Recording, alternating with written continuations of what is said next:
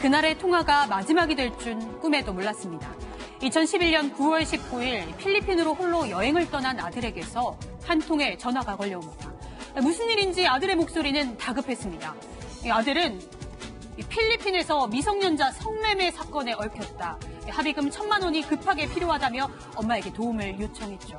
엄마는 의심할 겨를이 없었습니다. 틀림없이 내 아들의 목소리가 맞았기 때문입니다.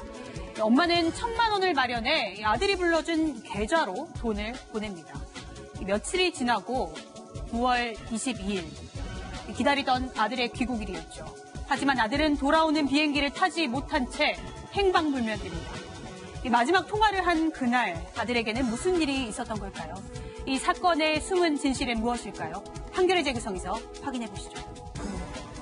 아들이 홀로 여행을 떠난 지 4일째 되던 날 갑자기 전화가 왔고 그 후로는 연락이 끊긴 건데요. 예. 얼마나 답답했을까요, 어머니? 정말. 이 아들이 굉장히 성실하고 착한 친구라서요. 속 한 번 썩인 적 없고 어머니한테 심지어는 뭐 이 돈 달라고 손 벌린 적도 없는 그런 착한 아들이래요. 그런데 연락 그렇게 딱 오고 나서 한 보름 정도 있다가 필리핀에 있는 한국 대사관에서 네. CCTV를 하나 보내봅니다. 이게 그렇군요. 아드님이 맞습니까 하고 보낸 네. 거겠죠. 근데 그 현금 카드에서 돈을 인출하고 있는 사람은 아니었습니다. 자신의 아들이. 지금 화면에 나오는 사람이 그러니까 아들이 아니었던 거군요. 네, 그렇습니다. 그래서 어머니가 아들이 납치당했구나 이렇게 확신하게 됩니다. 근데 그 순간 누군가에게 전화가 걸려오는데요. 직접 그 통화 내용을 들어보겠습니다.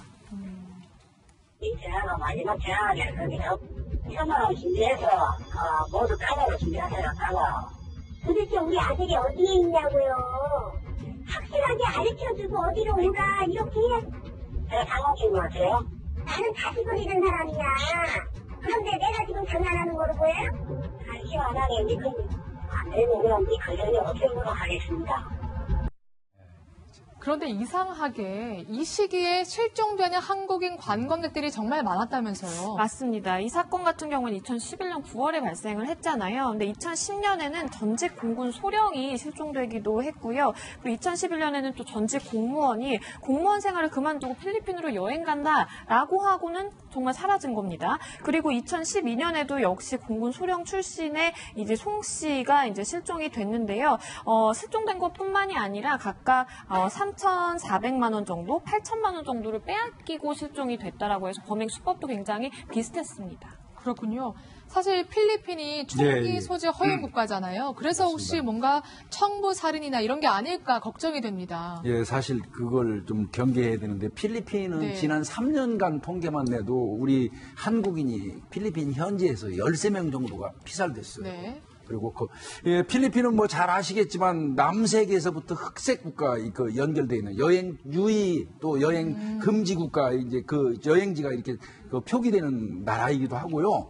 여기는 불법 총기만 1,000만 정이 넘는다고 그래요. 아, 그래요? 제가 확인한 바에 의하면 그냥 뭐 일반 권총 같은 거는 우리나라 돈으로 8만 원 정도에도 구입을 해요. 네. 그래서 총기가 굉장히 편하게 판매되고 있는 곳이고 호신용이 아닙니다. 필리핀에서는 어떻게 보면 생계 수단으로 총기를 소지하는 경우도 많고 네. 그래서 굉장히 위험한 나라에 좀 소속되기도 하거든요. 그렇군요. 참 이거 불편한 이야기 좀 말씀드리면 청부살인이 네. 굉장히 많습니다. 필리핀에요. 필리핀에는. 그래서 한국인 남자를 기준으로 하면 5만 페소, 우리 돈으로 하면 한 106만 원 정도의 청부살인이 가능하다고 그래요? 이렇게 공공연히 알려져 있고요. 네. 여성 같은 경우는 2만 5천 페소니까 한 53만 원 정도 되죠. 네. 그 정도로 이 청부살인이 많이 있는 나라입니다. 주의해야 됩니다. 진짜. 정말 필리핀 여행 가시면 주의하셔야겠습니다.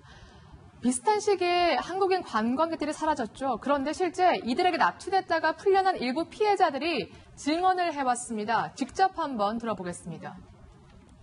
티켓 사면서부터 카페에 가입해서 많이 일정도 짜고 준비 많이 하고 그랬죠. 일정하고 전화번호로 올려놨었는데 도착하자마자 전화기를 켰더니 전화가 한 2통화 정도 와 있더라고요. 필리핀 현지번호로 그 호텔로 갈 테니까 호텔 근처에서 같이 한잔 먹자. 한국 사람이 하는 술집이 있는데 그리로 가서 내가 먹던 술이 있으니까 같이 먹지 않겠냐. 뭐 괜찮을 것 같다고 했더니 한 20분쯤 있다가 이제 스타렉스가 왔죠. 목을 잡고 때리더라고요.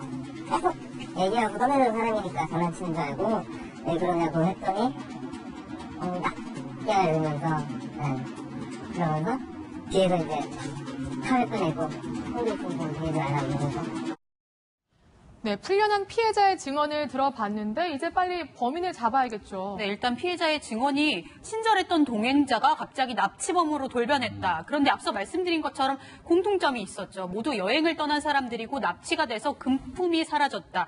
그런데 앞서 보신 것처럼 그 CCTV에 포착된, 그러니까 현금 인출기에서 사라진 아들의 돈을 인출된 사람이 검거가 됐습니다. 그래요? 네, 검거가 됐는데 그 사람의 이름이 김원빈이었는데요. 네. 그런데 자신은 이 납치단의 막내다. 실질적으로 사람들은 따로 있다. 나는 이 사람들과 관계도 없고 그냥 그때는 돈만 찾아줬을 뿐이고 그때 이후로 만난 적도 없고 실제로 이 사건이 나도 너무 답답하다. 이렇게 증언을 했기 때문에 사건은 점점 더 미궁 속에 빠지게 됩니다. 그렇군요. 사실은 나도 납치됐던 피해자다. 범인인 줄 알았던 사람이 이렇게 진술을 하니까 굉장히 특이하다는 생각이 듭니다. 네, 너무나 좀 황당했는데요. 경찰은 처음에 이 김원빈의 진술을 믿을 수 없었다라고 합니다. 당연히 이 CCTV에 돈을 빼간 사람이 공범이지 어떻게 납치의 피해자냐라고 이렇게 볼 수밖에 없었는데요. 실제 좀 확인을 해보니까 이 김원빈 같은 경우에 이 지금 납치단의 납치를 당했다가 피해자로서 계속 구타당하고 돈을 내놓으라고 갈취를 당한 상황이었는데 이 김원빈이 아무 돈이 없자 납치단의 가입을 범행에 가담을 시켰다라고 합니다. 그러면서 이러한 어떤 최말단의 돈을 가져온, 그러니까 뭔가 공범들이 CCTV 영상이나 이런 데에 드러나지 않도록 하기 위한 그런 어떤 말탁 하위직을 맡겼다고 합니다. 그렇군요. 범인이 누군지는 정확히 모르겠지만 일단 목적은 돈인 것 같습니다. 그런데 특이하게도 돈만 요구한 게 아니라 성행위를 시키거나 마약을 투여하기도 했다는데 정말 말이 되나 싶은데 피해자도 굉장히 많았다 하면서요. 맞습니다. 그러니까 이게 전형적인 범죄 수법으로 보입니다. 왜냐하면 궁지에 몰아넣고서는 협박을 하고 금품을 갈취하고 이런 수법인데요. 성행위를 시킨 다음에 그거를 촬영을 해서 그거를 볼모로 해서 내가 시키는 대로 해라라고 협박을 하기도 했고요. 또는 저렇게 이제 친근하게 술 한잔 하자라고 해서 술자리로 가서는 거기에 약물을 탄다라든지 해서 그 사람이 사실은 옴짝달싹 못하게 해놓은 다음에 그 다음 이제 범행을 진행시키는 수법이었다라고 보이고요. 사실은 이번 사건의 피해자도 마찬가지였다라고 봅니다. 네, 그러면 얼마나 잔혹했는지 직접 한번 영상으로 확인해 보시죠. 마지막에 이제 제가 신고 못해요. 저한테 마약 비슷한 걸 줬거든요. 물에 타서 먹으라고. 이거는 저 신고 못하게 하려고 그런 거다. 다른 피해자 같은 경우에는 성행위를 시킨대요. 촬영하고. 네, 지금 얘기를 들어보니까 살인의 탈옥까지 했다는데 그럼 진짜 범인은 누군가요? 네, 진짜 범인은 김원빈의 입으로부터 들을 수가 있었습니다. 이 한국에서 인천에 있었던 환전소의 강도살인 범행 피의자들이었는데요. 네. 이 피의자들은 3인조 강도단이었습니다. 한국에서 이 환전소를 강도 행각을 벌인 다음 환전소에 있었던 현금 등의 여러 가지 재산 1억 원어치 상당을 갈취한 다음에 절취한 다음에 살해를 하고 해외로 도피한 사범이었는데요. 이미 지금 국외의 어떤 당시에 국외 도피 사범으로 수배가 되어 있었던 그런 상황이었기 때문에 인터폴에까지 연락이 되어서 공개 수배가 되었지만 한국인 대상으로 필리핀에서 계속해서 연쇄적인 이런 범죄를 저질렀던 겁니다. 네. 그러니까 필리핀에서 벌였던 행각이 처음이 아니었던 겁니다. 저 세 사람이 2007년 9월 안양에서 있었던 환전소 살인 사건의 일당들이었다는 건데 위원님 기억나세요? 야, 이거 기억나죠? 제가 이거 경기경찰청 산하에서 났던 사건이라 안양관 내에서 났는데 제가 이거 생생하게 기억합니다. 이게 2007년 9월 달에 경기도 안양에 있는 한 오피스텔인데 오피스텔 그 안에 그 환전소가 하나 있었어요. 네. 그 환전소에 여직원 하나 있고 사장이 하나 있는데요. 네. 여직원이 25살 먹은 그 여직원이 있었는데 사장이 아침에 좀 늦게 출근해 보니까 그 흉기에 의해서 그 여직원이 살해돼 있고 보존하고 있던 그 1억 8,500만 원 그 현금이 없어졌던 사건인데요. 네. 이 사장이 당일날 늦게 출근한 이유는요. 네. 이 범인들이 미리 사장이 출근하기 전에 타이어를 펑크를 내놨던 거예요. 정말 그래서 치밀했네요. 미리 사전에 그렇게 한 거죠. 그 펑크 해결하고 뒤늦게 이제 자신의 사무실로 가니까 그때 여직원이 사망해 있었던 그 사건입니다. 그렇군요. 그러니까 한국에서 살인을 하고 필리핀으로 도피를 해서 거기서도 범죄를 저지른 건데 이런 거 다 나중에 벌 받을 때 혹시 한국에서도 재판 받을 때 다 참작이 됩니까? 그렇습니다. 우리나라에서 입증만 할 수 있다라고 한다면 우리나라에서 재판을 받게 될 때 그 부분까지 다 이제 기소가 돼서 처벌을 받게 될 것으로 보이고요. 사실은 이제 해외에서 범행을 저질렀다라고 하더라도 우리나라 사람이기 때문에 국적은 우리나라 사람이기 때문에 역시 처벌을 받습니다. 네. 그런데 왜 필리핀에 가서도 필리핀 사람들이 아니라 네. 한국인을 타깃으로 범행을 저질렀을까요? 첫 번째는 필리핀 사람보다 한국 사람들이 돈이 많습니다.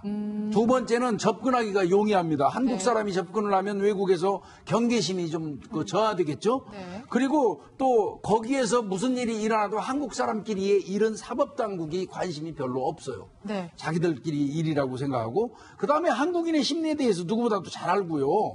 또 한국인이 만약에 필리핀에서 필리핀인을 상대로 해서 범행을 하면 필리핀에서 가만히 있겠습니까? 그러니까 그렇죠. 필리핀 내에서 한국인이 한국인을 네. 상대로 범행하는 게 많은 겁니다. 네. 그런데 문제는 세 사람 모두가 종적을 감췄다는 건데요. 그런데 당시에 납치단 서열 3위 김성곤이 필리핀 세부 교도소에 있다는 사실을 저희가 알고 채널A 취재진이 직접 필리핀으로 가서 김성곤을 만나봤습니다. 어떤 말을 했는지 직접 들어보시죠.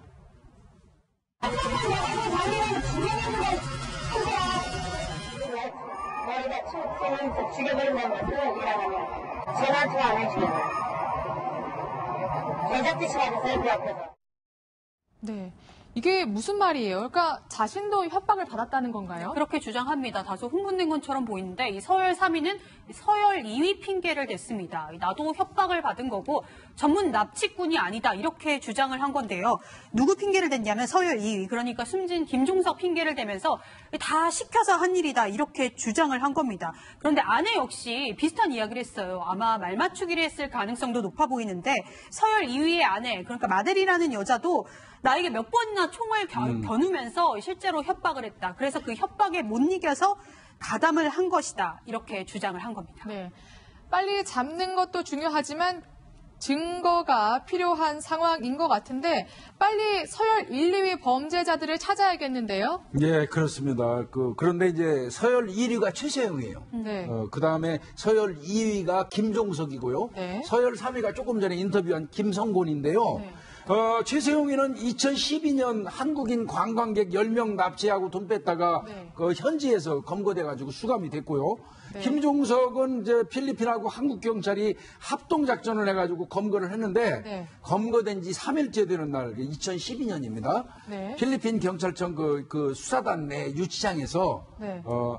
유서를 쓰고 극단적인 선택을 했습니다. 아, 그렇군요. 김종석은 극단적인 선택을 해서 필리핀에서요. 그래서 최세용 그리고 김성곤만 남게 됩니다. 국내로 데리고 왔나요? 잡아서요? 이게 사실은 임시 인도 제도를 통해서 데리고 왔습니다. 이게 임시 인도 제도라는 게 이제 일정 기간 동안 우리가 이제 데리고 있을 수 있다라고 쉽게 이해를 하실 수가 있는데요. 최세용과 김성곤 같은 경우에는 그래서 2013년에 이제 차례로 한국으로 송환이 되게 되고요. 결국 재판이 이어졌겠죠. 그래서 최세용 같은 경우에는 강도살인 등의 혐의로 국내에서 먼저 이제 기소가 되고 2017년 9월에 최종적으로 무기징역이 확정이 됐고요.